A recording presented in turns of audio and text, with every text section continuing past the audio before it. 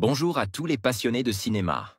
Je suis enchanté de vous retrouver sur ma chaîne Cinémadicte, où je vous propose les meilleures infos sur les nouveautés cinématographiques et les films déjà sortis.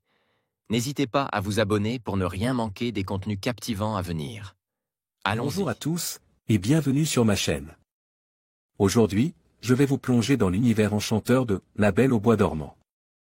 Dans cette vidéo, je vais partager ma critique de ce conte classique, en explorant ses thèmes, ses personnages et les messages qu'il véhicule.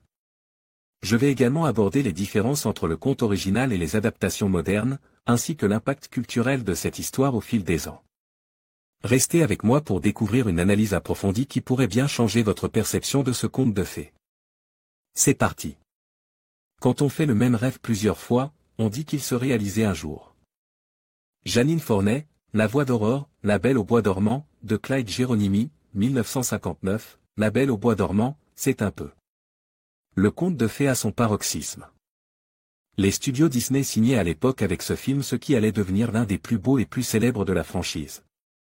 Révolutionnaire en termes d'animation, comme avait pu l'être Blanche-Neige et les Sept Nains, une bonne quinzaine d'années plus tôt, ce long-métrage s'impose dès sa sortie comme une nouvelle étape dans le cinéma d'animation, bien qu'il n'ait acquis sa notoriété que longtemps après sa sortie. On peut par contre lui reprocher sa trop courte durée, l'histoire se tient, mais cependant le dernier acte est vite expédié, certainement pour des causes liées au budget. Outre cela, c'est un vrai plaisir d'admirer ces dessins qui rappellent ceux des enluminures médiévales, le parti pris artistique de ce film n'est pas seulement beau, mais il est aussi intelligent car il permet de donner le ton et la tension qui survolent cette histoire. Notamment lors des apparitions du personnage de Maléfique, qui est une méchante vénéneuse et sournoise, une mauvaise fée que l'on aime détester. Le contraste avec l'univers féerique, incarne par Aurore et sa symbiose avec la nature et les animaux, symbole de la pureté engendrée.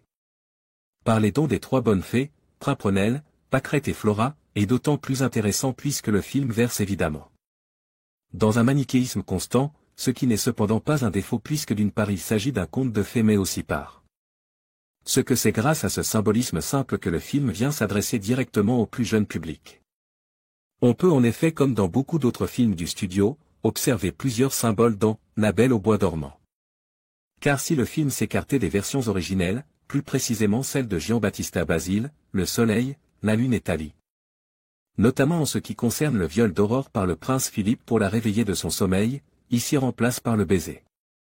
Propre au conte de Charles Perrault dans sa volonté de s'adresser à des lecteurs plus jeunes, les concepteurs du film ont certes décidé de s'adresser à un public large, mais n'ont pas pour autant omis les symboles plus sombres et même scabreux qui incombent l'histoire originale.